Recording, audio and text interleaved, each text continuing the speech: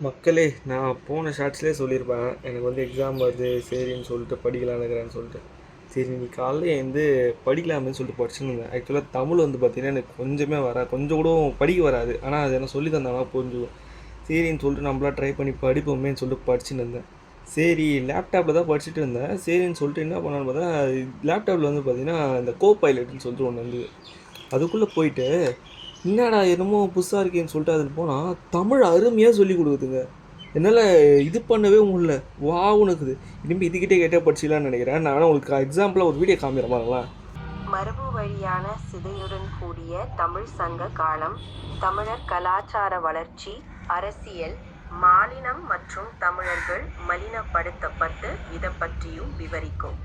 இக்கதையில் தமிழ் மாணவர்களிருந்து அதிக கொண்டான பாரம்பரிய, அறிவியல், கலை மற்றும் இலக்கியத் துறைகளில் இடம்பெற்ற பங்களிப்பு